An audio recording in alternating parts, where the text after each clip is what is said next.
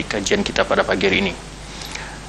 Pemirsa dan pendengar rahmati Allah SWT, dengan rasa puji dan syukur kepada Allah SWT, di pagi hari ini, di hari yang penuh berkah ini, hari Jumat, kita diberi kesempatan oleh Allah SWT untuk melanjutkan majlis kita, yaitu majlis membahas tentang faedah-faedah dari sejarah Khulafaur Rasyidin yang telah kita bahas beberapa majlis lalu tentang berbagai perkembangan Islam, kemajuan Islam, perjuangan Abu Bakar Siddiq terhadap melanjutkan perjuangan Rasulullah SAW dalam membela agama yang mulia ini.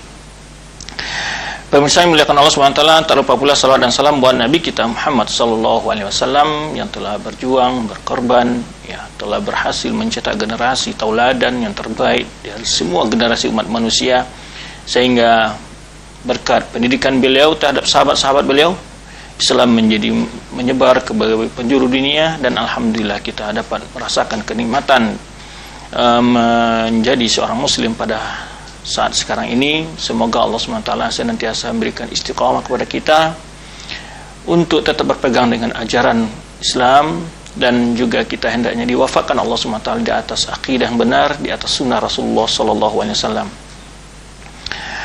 Para pemirsa dimuliakan Allah Subhanahu wa taala dan juga para pendengar, pembahasan kita pada majlis kita pagi hari ini adalah yaitu melanjutkan perjuangan Abu Bakar Siddiq radhiyallahu anhu dalam meluaskan kekuasaan Islam, mengembangkan Islam, ya. Yang mana pada majlis yang lalu kita telah berbincang tentang sebuah usaha yang sangat besar dilakukan oleh Abu Bakar Siddiq radhiyallahu anhu, yaitu membukukan Al-Qur'an, dan telah kita banyak berbincang tentang perkembangan penulisan Al-Quran tersebut, baik di masa nubuwah, di masa kenabian Rasulullah SAW, masa hidupnya Rasulullah SAW, dan juga di masa Khulafaur Rasyidin. Apa perbedaan antara pengumpulan Al-Quran di masa Rasulullah SAW dengan yang dia dilakukan oleh Abu Bakar Siddiq radhiyallahu anhu di masa khalifahannya. InsyaAllah nanti kita akan bahas juga masalah tersebut ketika kita berbincang tentang usaha dan juga perjuangan Utsman bin Affan di dalam masa pemerintahannya menjadi khalifah. Apa pula maksud dan pembukuan Al-Quran di masa Utsman, dan itu akan kita bahas pasnya nanti setelah kita berbincang tentang perkembangan Islam di masa kekhalifahan Utsman bin Affan radhiyallahu anhu. Para kaum muslimin dan pendengar pemirsa yang dirahmati Allah SWT, di mana sebelum kita telah menjelaskan, ya, perjuangan Abu Siddiq anhu mengembalikan kekuatan Islam setelah wafatnya Rasulullah SAW. Banyaknya kabilah-kabilah Arab yang murtad dengan berbagai alasan. Ada yang mereka memang masuk Islam dari awal hanyalah untuk karena ketakutan dengan kekuasaan yang dimiliki oleh Rasulullah SAW, kekuatan, kehebatan yang dimiliki Rasulullah SAW, dan sebagai mereka ada yang murtad. Kemudian di antara mereka ada yang murtad memang enggan untuk membayar zakat, dan ada lagi alasan-alasan yang menyebabkan mereka keluar dari Islam. Dan Abu Bakar Siddiq anhu kembali memasukkan semua wilayah-wilayah yang mereka setelah wafatnya Rasulullah memisahkan diri dari Islam dan murtad Islam, kembali itu dikuasai oleh Islam dengan di bawah pemerintahan Abu Bakar Siddiq radhiyallahu anhu, yang telah kita bahas pada beberapa majlis yang lewat, yaitu tentang perjuangan Khalid bin Walid dan para sahabat yang lain. Salah satu perperangan yang sangat monumental, yang sangat terkenal dengan perang Yamamah melawan Musailamah al-Kadzab, karena begitu besarnya pasukan yang dihadapi oleh Khalid bin Walid dalam berperang melawan Musailamah al-Kadzab. Dan juga kita telah jelaskan di mana dalam perperangan itu banyaknya sahabat-sahabat yang penghafal Al-Quran yang syahid, dan itu diantara alasan Umar bin Khattab radhiyallahu anhu memberikan masukan kepada Khalifah Abu Bakar Siddiq radhiyallahu anhu untuk mengumpulkan Al-Quran di masa masih banyaknya para penghafal Quran masih hidup. Kelanjutan dari itu adalah setelah Abu Bakar Siddiq radhiyallahu anhu lihat kehebatan Khalid bin Walid, ya, di dalam berjihad, ya. Kita sudah kenal siapa Khalid bin Walid, baik di masa jahiliyahnya, kemudian juga bagaimana di masa Islam beliau perjuangan yang luar biasa di dalam mengembangkan agama Allah ini. Nah, akhirnya setelah itu selesai dia mengembalikan semua wilayah-wilayah yang tadinya ingin memisahkan diri dari kekuasaan Islam, kembali ke pangkuan Islam, maka Khalid bin Walid diperintahkan oleh Rasulullah SAW untuk melanjutkan pengembangan wilayah Islam, menyuruh manusia kepada agama Allah, yaitu wilayah yang Persia, yaitu kerajaan Persia. Jadi sebetulnya Penaklukan secara selesai yaitu terjadi pada perang Qadisiyah di masa Umar bin Khattab. Memang di masa Umar bin Khattab ya, secara total telah dikuasainya semua kerajaan Persia itu memang di masa Umar bin Khattab, tapi di masa Abu Bakar Siddiq anhu telah dikuasai sebagian wilayah, namun belum total. Nah, ini perbedaannya. Artinya bahwa Umar bin Khattab melanjutkan perjuangan yang telah memang dimulai di masa Abu Bakar Siddiq anhu, karena di masa Abu Bakar Siddiq radhiyallahu anhu itu telah ditaklukkan wilayah-wilayah yang begitu banyak dari wilayah kerajaan atau kekuasaan Persia yang begitu luas itu. Nah, ini yang akan kita bahas. Salah satu perang yang sangat terkenal itu dari yang dilakukan Khalid bin Walid, di mana Abu Bakar Siddiq anhu membagi pasukan itu pada dua pasukan. Dua pasukan, yang pertama dipimpin oleh Al-Musannah, kemudian ada Iyad bin Ghanam, kemudian didukung oleh Khalid bin Walid. Nah, pasukan itu dibagi dengan dua sisi oleh Abu Bakar Siddiq anhu. Ada yang di bagian utara, ada yang di bagian selatan. Sehingga nanti kedua pasukan ini berjumpa di tengah-tengah gitu. Di Madain namanya. Pasukan pusat di situ, pusat pemerintahan kekuasaan Persia. Nah, begitu taktik perang yang dimiliki Abu Bakar Siddiq anhu. Jadi mereka itu berperang dari dua sisi yang berbeda, menyerang gitu. Nah, Khalid bin Walid menyerang di sebelah selatan ya, sebelah utara. Nah, mulai dari Yamamah. Setelah selesai perang Yamamah, dia melanjutkan perjalanannya. Dalam hal ini ada beberapa riwayat menyebutkan ada yang menyebutkan Khalid bin Walid setelah selesai perang melawan Mu'tardin, dia kembali ke Madinah lalu ditugaskan oleh Abu Bakar Siddiq untuk melanjutkan perjuangan memperluas kekuasaan Islam, menaklukkan kekuasaan Persia. Ada lagi riwayat mengatakan Abu Bakar Siddiq secara langsung setelah selesai Khalid bin Walid perang di Yamamah melanjutkan perjalanan jihadnya ke daerah Persia tanpa kembali terlebih dahulu ke Madinah. Nah, di waktu memerintahkan Khalid bin Walid berangkat dengan pasukannya melanjutkan perjuangan mengembangkan keluasan kekuasaan Islam melawan Persia itu, Abu Bakar Siddiq anhu itu memberikan berapa ultimatum, berapa kebijakan kepada Khalid bin Walid, bahwa untuk memerangi Persia ini tidak dipaksa semua pasukan yang telah capek berjuang melawan Mu'tadin. Yang ingin ikut tetap melanjutkan berjihad silakan berangkat, yang tidak silakan balik ke Madinah. Tetapi Abu Bakar Siddiq memberikan ketegasan bagi orang-orang yang telah kembali kepada Islam dari kaum Mu'tadin tadi, itu diwajibkan ikut bersama Khalid bin Walid untuk berjuang. Nah, kecuali para sahabat yang sudah lama keluar dari Madinah, yang mereka ikut bersama Khalid bin Walid dari Madinah dengan perjuangan begitu berbulan-bulan, mereka sebagian tidak diwajibkan. Namun para sahabat tentu mereka lebih mengutamakan pahala yang besar, dan tidak sedikit di antara mereka yang ikut melanjutkan perjalanan jihadnya bersama Khalid bin Walid. Nah, kemudian jadi pasukan ini dibagi dengan kita sebutkan tadi, yaitu terbagi pada dua. Ada yang dipimpin oleh Musanna bin Harithah Asy-Syaibani, ya.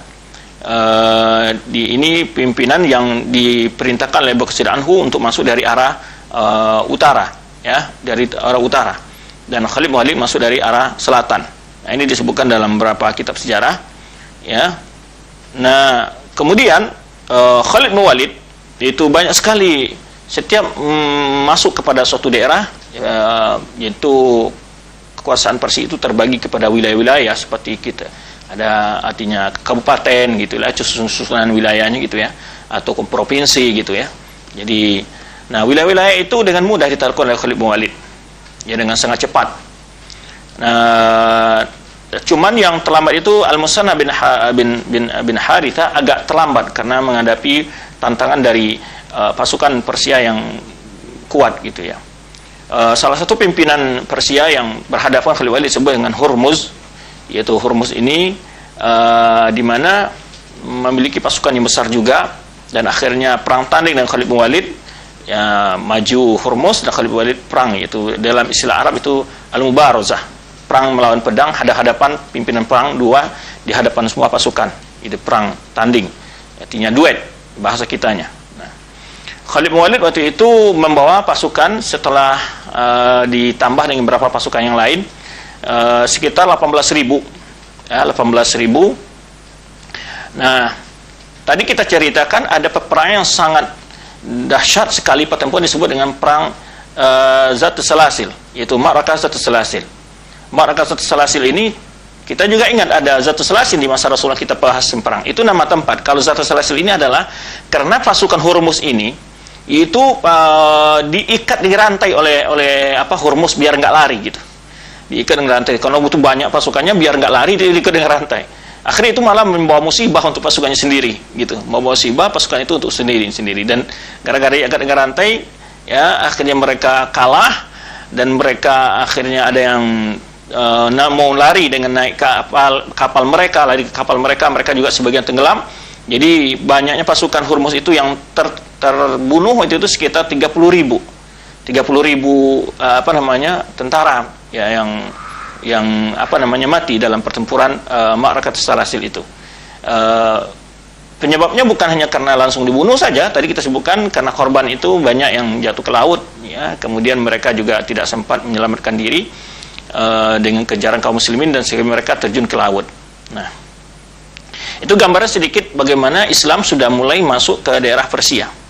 Jadi memang belum ditaklukkan secara total di masa Abu Bakar Siddiq anhu, karena Abu Bakar Siddiq usianya yang setelah memimpin khalifah hanya sekitar 2,5 tahun atau 3 tahun ya, dengan masa yang sangat singkat, tapi luar biasa hasil perjuangan beliau di masa beliau luar biasa sekali. Bahkan nanti akan kita sebutkan pula, beliau tidak hanya cukup mengirim pasukan ke Irak. Setelah Khalid bin Walid berhasil di Irak menaklukkan sebagian besar wilayah Persia, akhirnya Khalid bin Walid juga diperintahkan oleh Abu Bakar Siddiq anhu untuk melanjutkan perjalanan ke daerah Syam.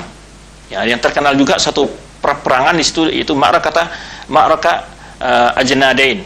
Ini juga pertempuran yang besar yang terkenal dalam tarikh Islam ya. Dan yang lebih uniknya nanti yang ke Syam ini, Abu Bakar Siddiq anhu mengutus pasukan dengan jumlah yang sangat besar sekali. Ada suatu taktik perang yang setelah kita telaah ya, bagaimana Abu Bakar Siddiq itu menaklukkan negara-negara besar begitu.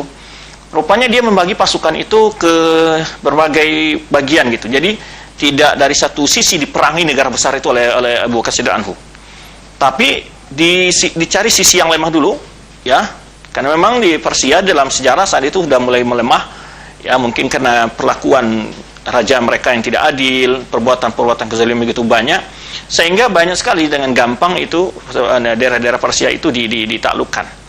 Nah, tapi suatu taktik setelah kita amati strategi yang dimiliki Abu Bakar Siddiq anhu ya, subhanallah, memang para sahabat itu ahli strategi perang juga ya.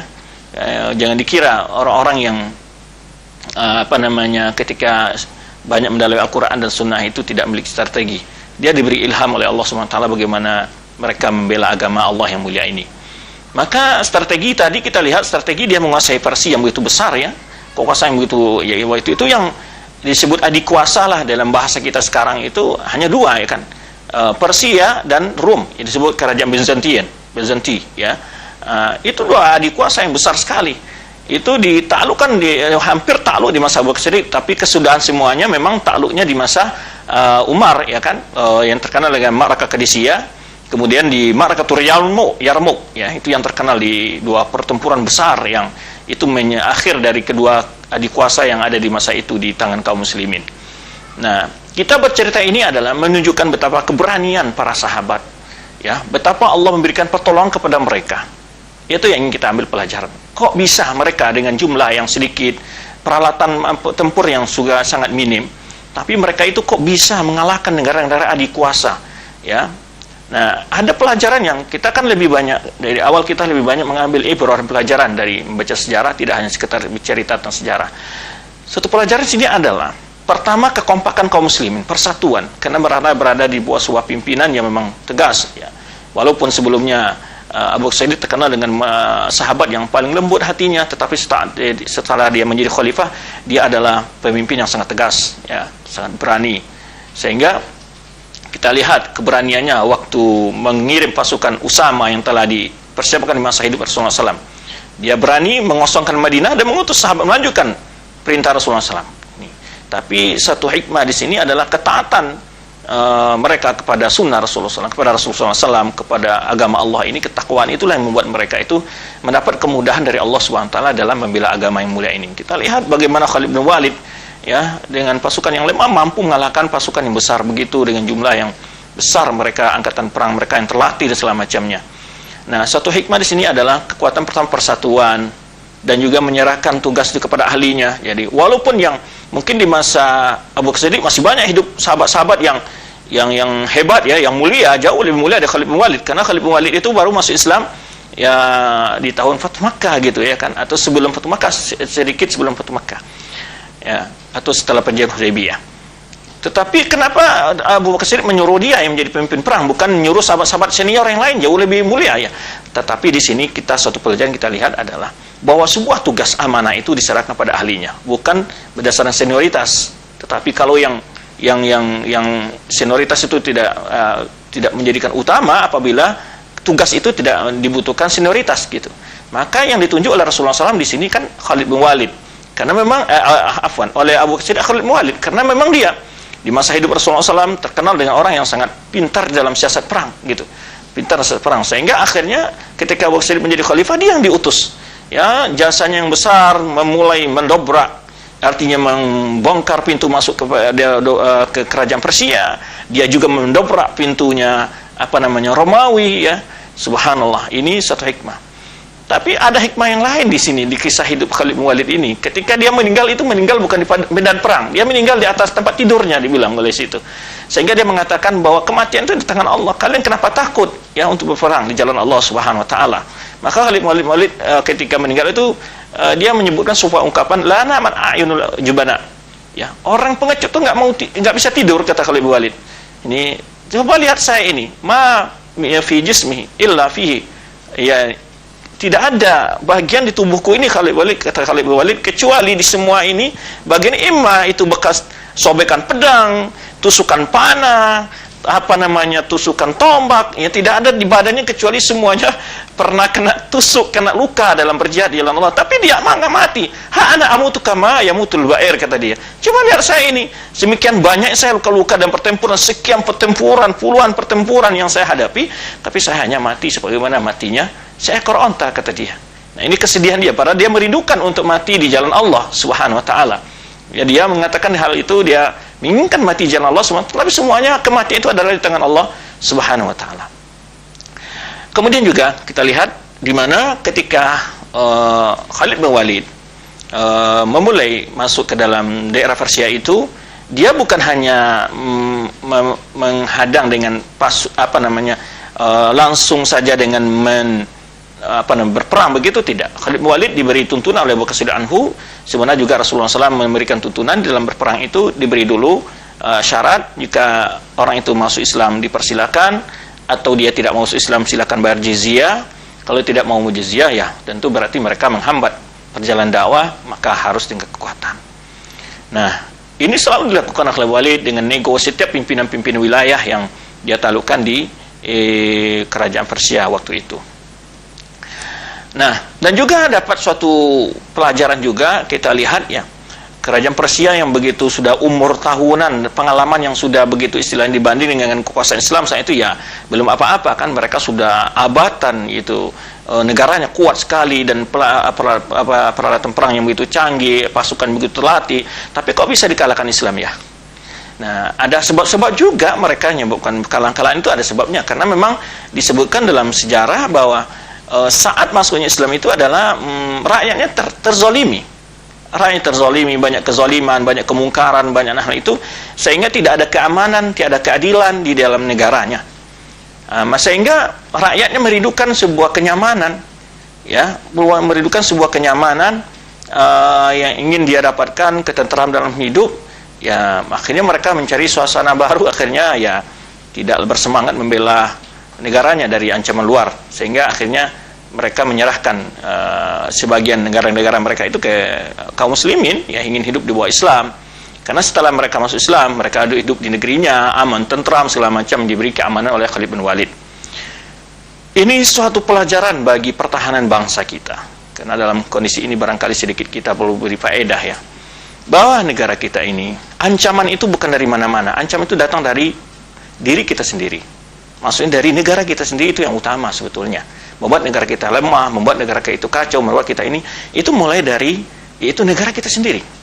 Ya, kalau kita kompak, negara kita kuat, ekonominya bagus, kemudian keamanan yang terjamin, jauh dari kezaliman, hukum ditegakkan, keadilan berjalan, itu rakyat akan siap merasa tenang hidup negaranya. Tapi bila negara itu kacau seluruh, sibuk seluruh, setiap hari tidak selesai permasalahan, belum selesai satu masalah, timbul lagi masalah yang lain. Bahkan sebagian penduduk negeri ini lari ke luar negeri kalau seandainya mereka bisa. Ini suatu kekecewaan di rakyat. Nah, oleh situ pelajaran bagi kita-kita yang mungkin diberi amanah oleh Allah Subhanahu wa taala. Ya, mari kita betul-betul bahwa kita dalam membangun bangsa ini tidak hanya berpikir ya sisi jabatan, kepentingan sesaat hendaknya dikesampingkan. Tapi perhatikanlah betul-betul dengan niat yang jujur. Kalau kita ingin membela rakyat, ingin memberikan keadilan pada rakyat, itu betul kita buktikan. Sehingga negara kita ini tidak mendapat semacam kelemahan, yaitu dimulai dari dalam sendiri. Kalau pertahanan rakyat yang sudah lemah, bagaimanapun hebatnya pasukan, ABRI, tentara, polisi, semuanya, negara ini akan hancur kalau tidak dibela oleh rakyat. Maka perlu diingat oleh para penguasa kita bahwa pertahanan yang paling kuat itu ada di rakyat, bukan pada angkatan bersenjata. Angkatan bersenjata itu, lihat dalam sejarah keruntuhan negara-negara besar, sangat mudah angkatan bersenjata itu dikalahkan kalau tidak rakyatnya yang sudah tidak setia lagi pada negara itu sendiri. Maka buatlah rakyat kita setia, maka berikanlah ketentraman kepada mereka, maka berikan keadilan kepada mereka, ya, jauhkan dari berbagai kepentingan-kepentingan untuk kelompok dan seterusnya. Karena ini pelajaran dari berbagai negara-negara dalam sejarah. Kita lihat bahwa awal kehancuran sebuah bangsa itu adalah ketika kebenaran selalu diinjak dan keadilan selalu dipermainkan. Maka ini akan suatu ancaman untuk kelanjutan keberlangsungan hidup bernegara sebuah bangsa. Nah, oleh sebab itu ini yang diungkapkan oleh Syekh Islam Taimiyah, ya, bahwa Allah Subhanahu wa taala menjadikan langgeng negara orang kafir yang di dalamnya ada keadilan. Karena ya, dan membuat negara-negara Islam tidak langgeng apabila dalam terhadap kezaliman. Itu yang diungkapkan oleh Syekh Islam Taimiyah, bukan sebenarnya yang diprediksi oleh sebagian tokoh mengambil ungkapan itu bahwa bolehnya memimpin selain Islam, tidak. Tapi di Syekh Islam Taimiyah menyebutkan di dalam berbincang itu adalah bahaya maksiat, bahaya tersebarnya kezaliman. Kezaliman ini bukan hanya kita bicara masalah korupsi saja, kezalimannya ada pada masyarakat. Perampokan, pembunuhan, kezalim, kenakalan, kezalim ini bentuk maksiat. Ada merajalanya homoseksual, lesbian, ini kezaliman sama umat.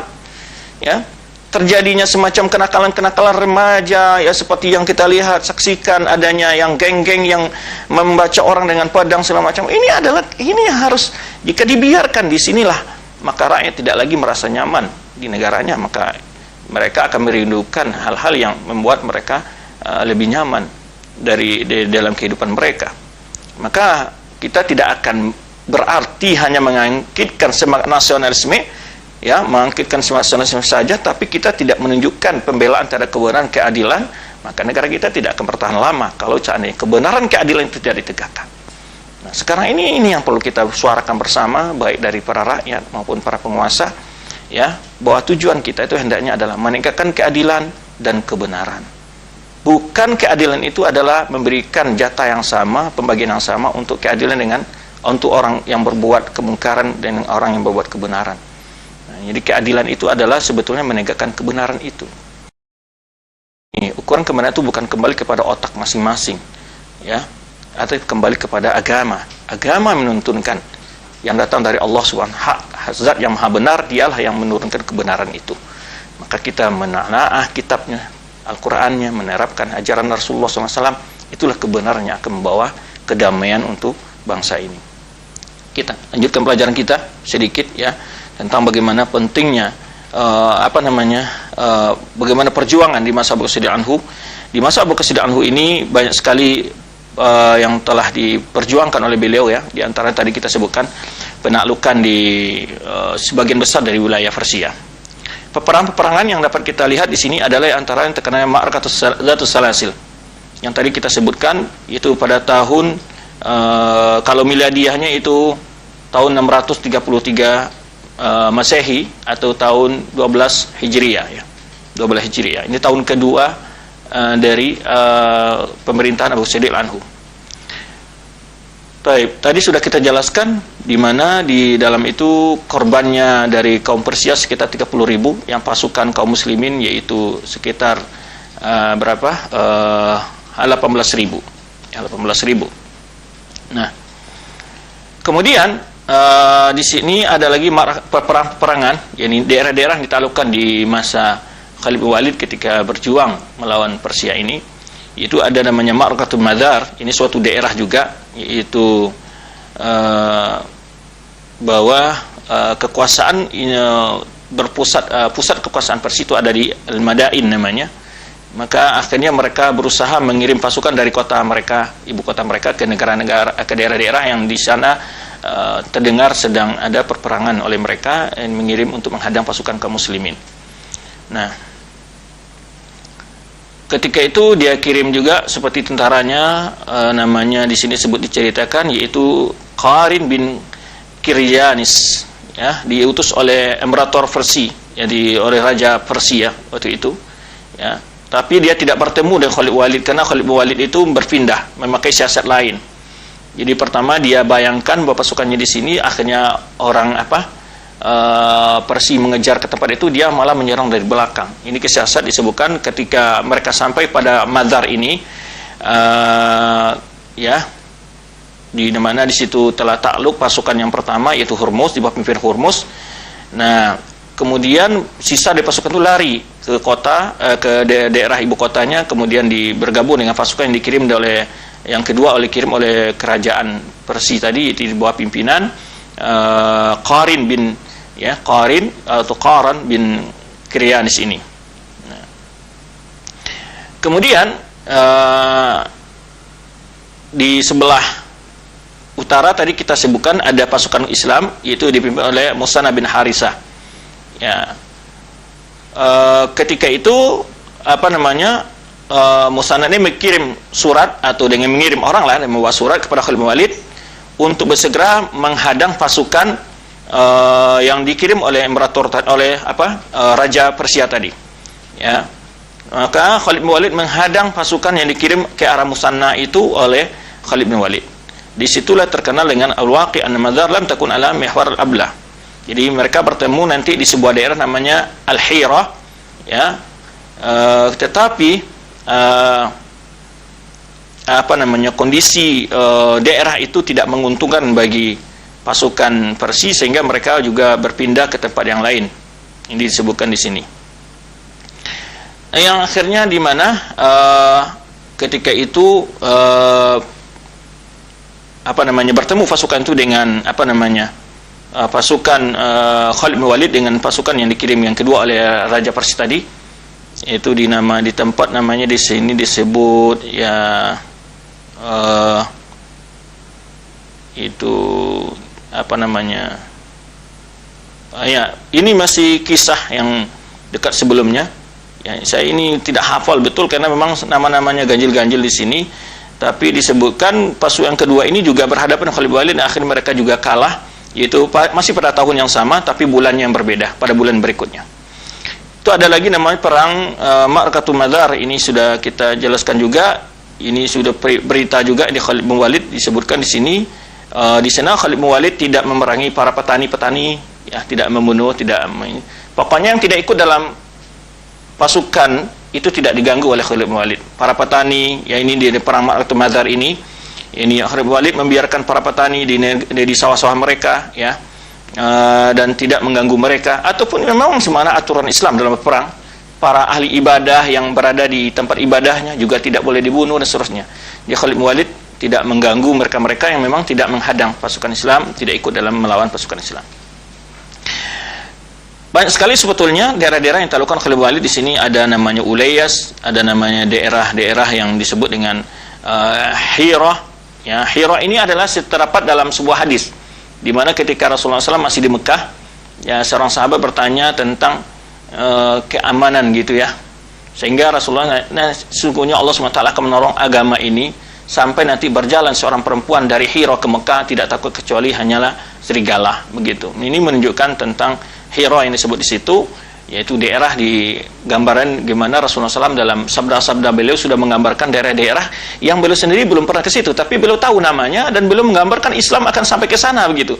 Jadi digambarkan begitu. Nah, di daerah Hira kemudian ada lagi terkenal dengan daerah Anbar, Daerah Anbar ini sampai sekarang namanya masih demikian, dan daerah ini juga luas. Dan juga di sini Khalid bin Walid juga berhasil menaklukkan kota Anbar ini, ya. Setelah Khalid bin Walid tadi menunggu tiga pasukan lain, yaitu Iyad bin Ghanam, ini yang datang dari Daumatul Jandal. Daumatul Jandal ini sebuah kota juga, itu juga ditaklukkan oleh Khalid bin Walid dengan beberapa pasukan Islam lain, yaitu Iyad bin Ghanam dan juga Al-Musanna bin Harithah tadi yang tidak telah sebutkan. Ada tiga pasukan yang dikirim untuk merebut menguasai wilayah Persia itu. Jadi ada 3 peleton atau 3 pasukan. Ada Khalid bin Walid, ada Iyad bin Ghanam, ada namanya Musanna bin Harithah. Tadi yang kita sebutkan siasatnya, dia itu Khalid bin Walid, Abu Bakar Siddiq anhu menyuruh berperang bukan dari satu sisi saja, tapi ada bagian yang menyerang dari daerah utara, ada yang menyerang di daerah selatan. Nah, nanti mereka disebutkan diberi sayembara oleh Khalid bin Walid. Siapa yang pertama sampai suatu daerah, kalau nggak salah Madain ya, siapa yang dulu sampai ke sana maka dia jadi gubernur di situ, kata Khalid bin Walid, kata Abu Bakar Siddiq anhu. Sehingga yang diberi kekuasaan itu kepada dia, siapa yang dahulu mendapat mencapai titik yang ditentukan oleh Abu Bakar Siddiq anhu.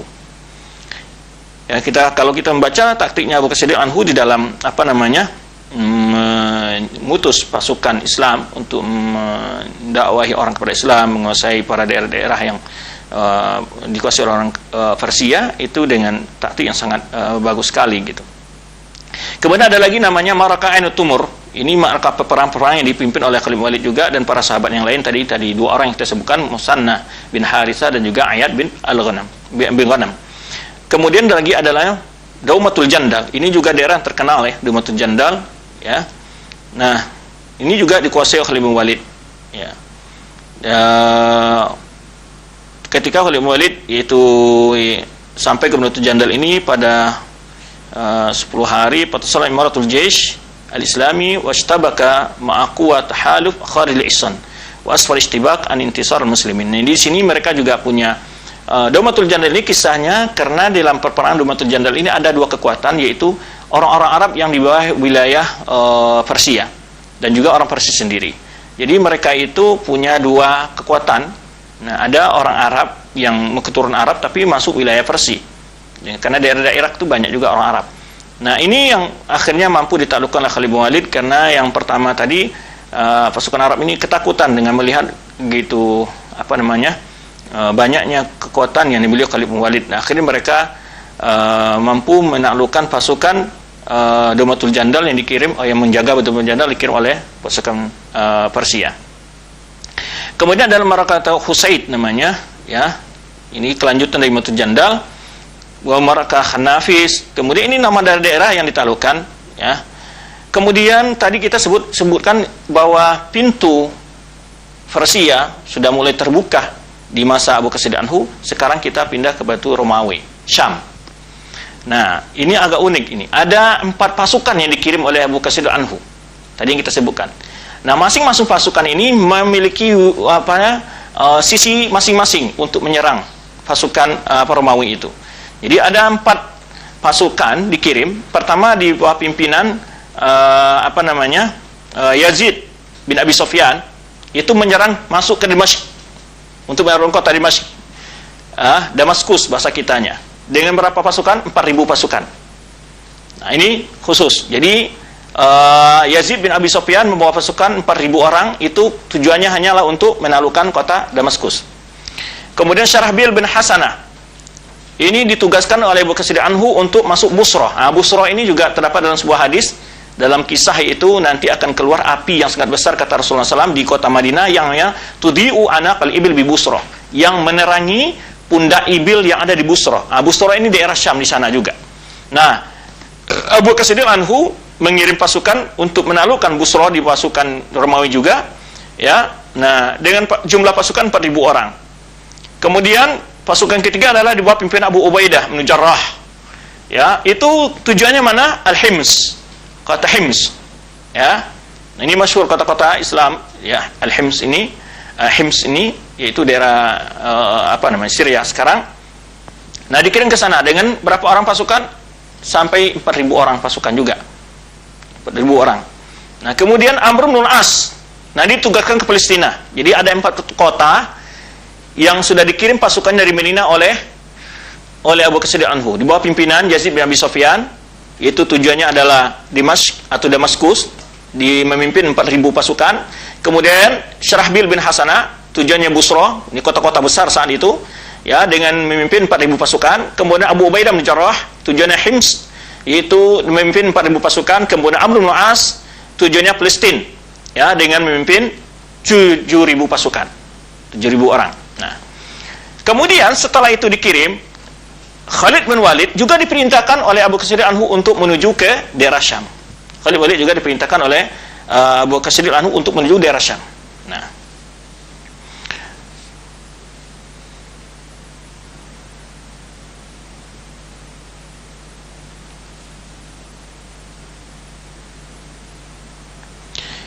ini yang tadi kita jelaskan, ya.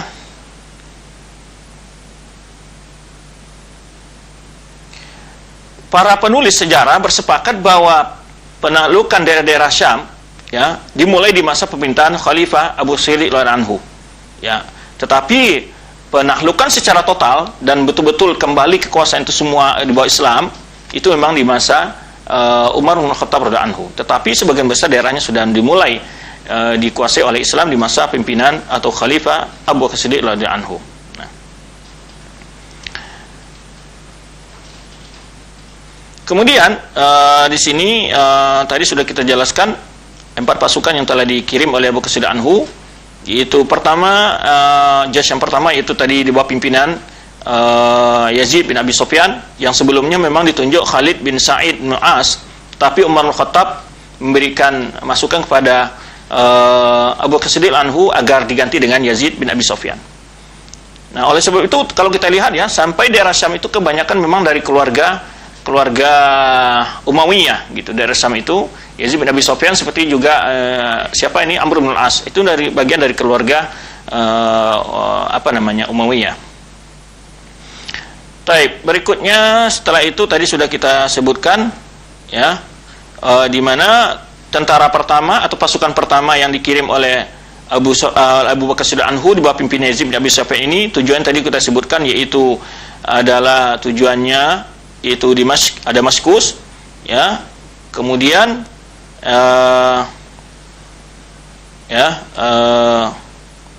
dan juga di sini disebutkan faedah, di sini dibagi atau zi'at al-mas'uliyat baina usar Quraisyah innama habidul Khalid makanatahu wa ayyanahu qaidan liqawatin ihtiyatiyat tatamaksu fi taima. Di sini Abu Bakar Siddiq anhu menyerahkan 4 pasukan yang dikirim tadi itu di bawah pimpinan Quraisy, ya.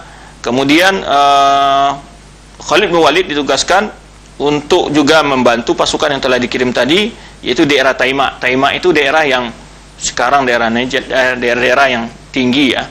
Perjalanan hubungan antara perbatasan antara Dimashq dengan Saudi itu ada namanya Taima, yang di sana dinisbahkan ketika kakeknya Ibnu Taimiyah melihat seorang anak balita yang perempuan namanya Taima. Akhirnya ketika dia kembali di Taima, dinamakanlah anak perempuannya yang lahir dengan Taimiyah. Nah, ini hubungan daerah bahwa Taima itu adalah daerah yang perbatasan antara Saudi dengan daerah-daerah Syam, ya. Nah, yang kedua tadi sudah kita sebutkan, yaitu dikirimnya pasukan 4.000 orang di bawah pimpinan Syarahbil bin Hasanah, yaitu tujuannya adalah Busra. Nah, berikutnya bagaimana dengan cerita Khalid bin Walid? Khalid bin Walid ketika ini ada sedikit cerita yang begitu menakjubkan dengan peperangan perjalanan Khalid bin Walid ini, di mana dia membawa sekian banyak onta. Kemudian onta itu karena dia butuh dalam perjalanan, kan dalam padang pasir kita jarang dapat air. Nah, di dalam itu dia onta ini dibiarkan tidak minum selama 10 hari dulu. Jadi artinya dibuat haus semua onta-onta itu.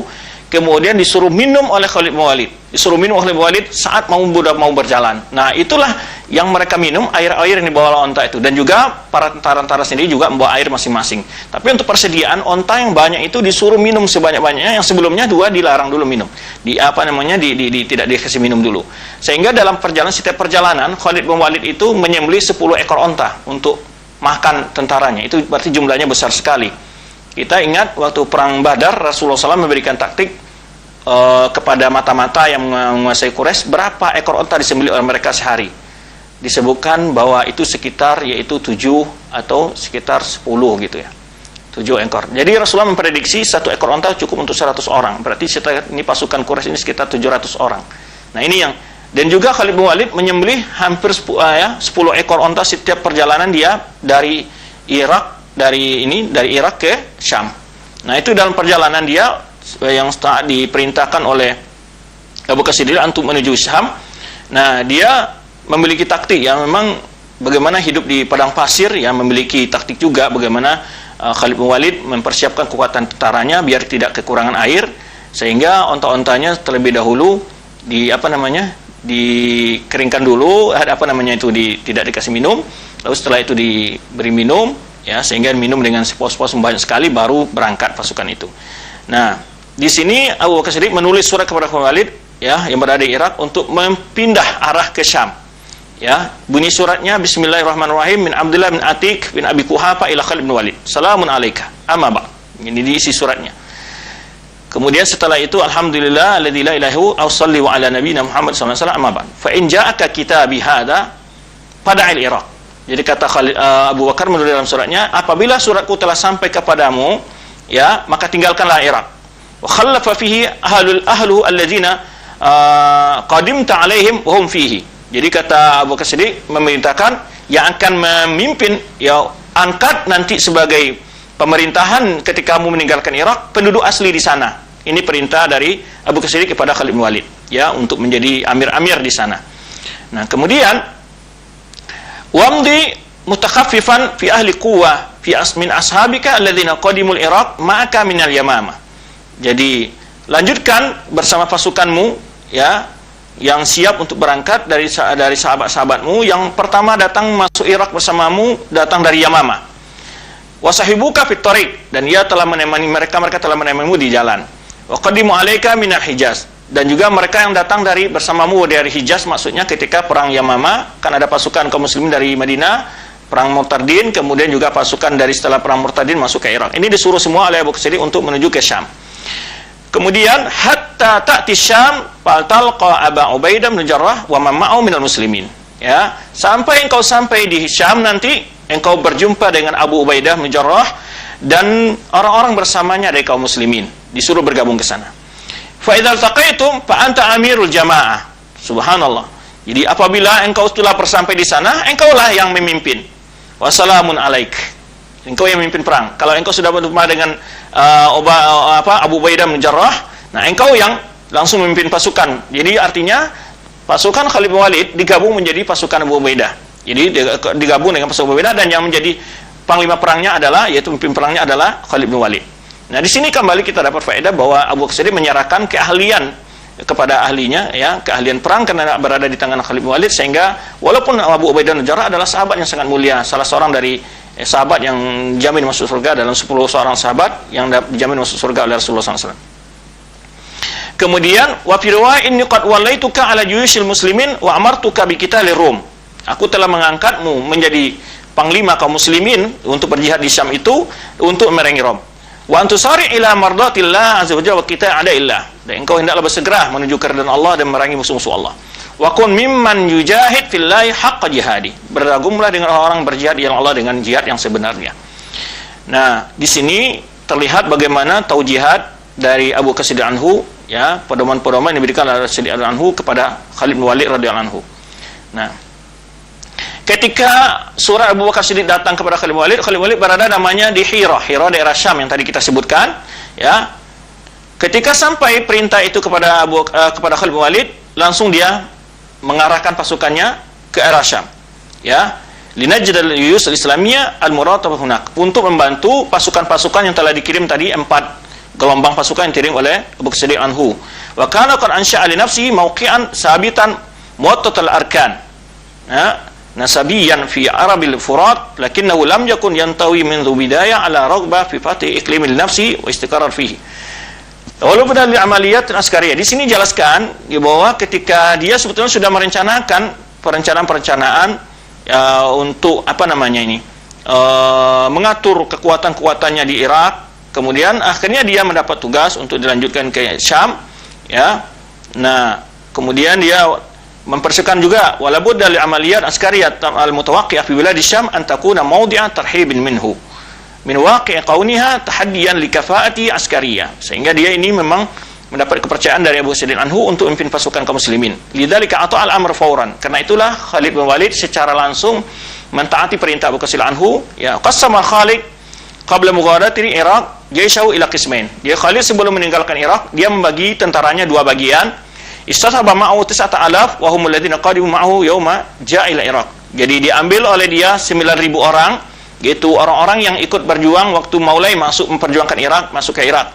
Dan meninggalkan 8.000, yaitu dengan pimpinan Al-Musanna bin Harithah. Tadi kan kita sebutkan untuk menaklukkan Irak itu atau kerajaan Persia ini, Abu Bakar Siddiq mengirim 3 pimpinan pasukan, yaitu pertama di bawah pimpinan Khalid bin Walid, kedua Musanna bin Harithah, kemudian Iyad bin Ghanam. Nah, disisakan oleh dia 8.000 untuk bersama pasukan Al-Musanna.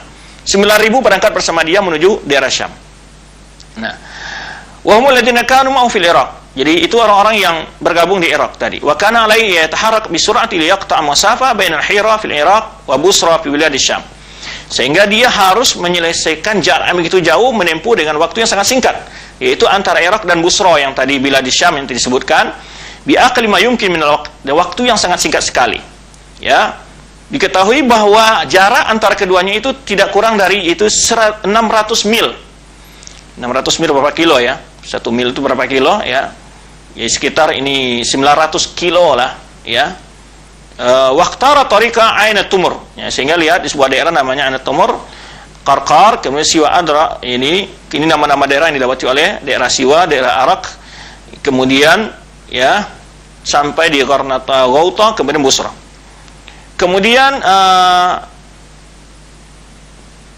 keistimewaan jalan dipilih Khalid bin Walid ini disebutkan bahwa di sana tidak ada benteng-benteng tidak ada benteng-benteng pengawasan dari Persia maupun kerajaan dari Rum, ya.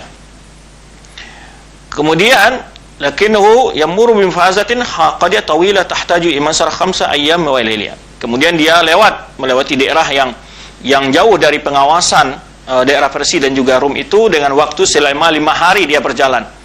Wala ma'afiha wala kala, di mana perjalanan itu tidak ada air, sumber mata air, dan juga tidak ada tumbuh-tumbuhan. Kemudian daerah-daerah itu juga dihuni oleh daerah-daerah kabilah-kabilah yang memang mereka ada perjanjian dengan daerah-daerah Rum.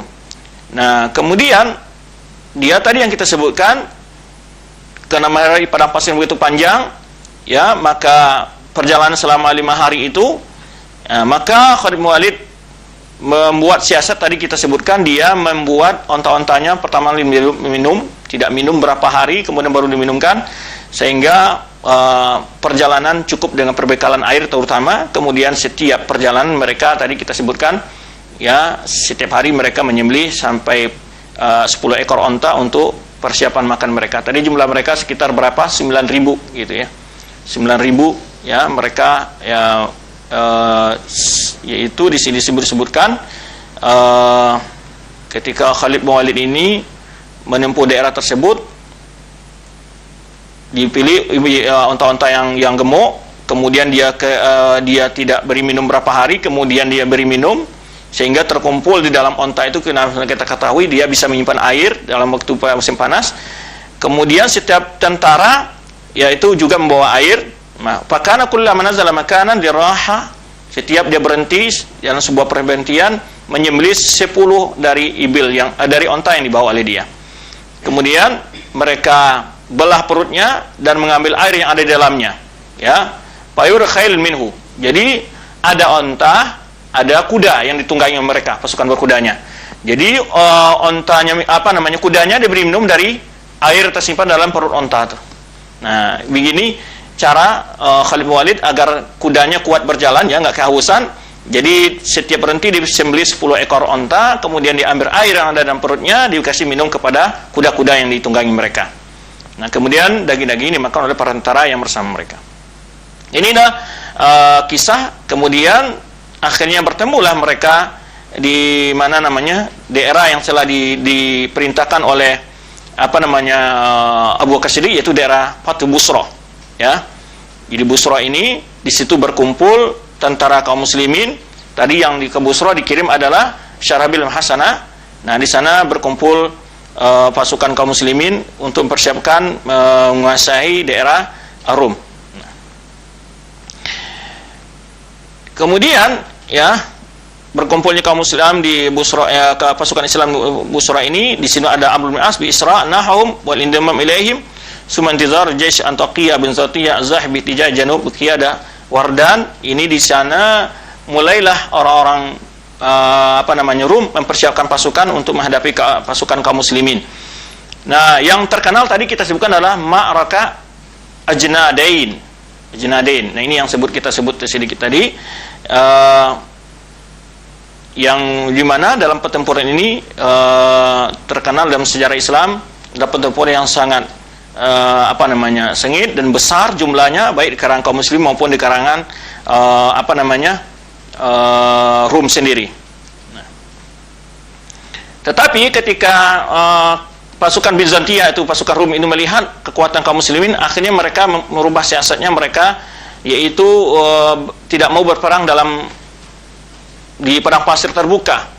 Mereka mencari perlindungan melalui bukit-bukit yang ada di padang pasir itu, ya, sebagai untuk tameng mereka atau sebagai benteng-benteng pertahanan mereka.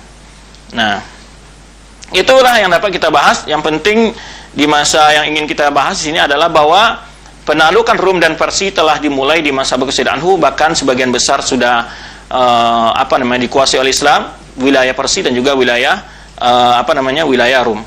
Nah, insyaallah akan dilanjutkan bagaimana kesudahan dari kekuasaan Persia dan kekuasaan Rum ini di masa pemerintahan Umar bin Khattab radhiyallahu anhu, yang dikenal dengan Ma'rakah Qadisiyah, kemudian juga Ma'rakatul Yarmouk. Demikian para pemirsa yang dapat kita bahas dalam kesempatan ini, yaitu yang ingin kita jelaskan begitu besarnya perjuangan Abu Bakar Siddiq anhu di dalam memperjuangkan Islam, ya, menyebarkan Islam dan juga mengirim pasukan-pasukan Islam dengan perjuangan yang begitu besar sehingga Islam menyebar mulai masuk ke daerah Persia dan juga sudah mulai masuk ke daerah Romawi. Demikian dapat kita bahas, dan insyaallah kita pada misi yang akan datang yaitu akan bahas akhir dari kehidupan Abu Bakar Siddiq anhu, ya, bagaimana beliau sakit dan bagaimana beliau meninggal, ya, beberapa kejadian-kejadian karamah yang saat beliau meninggal, insyaallah akan kita bahas pada misi yang akan datang. Jadi ingat, pembahasan kita terakhir adalah pembahasan insyaallah pada penjelasan terakhir tentang Khalifah Abu Bakar Siddiq anhu, dan setelah itu kita akan lanjut tentang Khilafah Umar bin Khattab radhiyallahu anhu. Demikian kita kembali kepada Al-Akh Madu kita dari studio Cilengsi, Jakarta.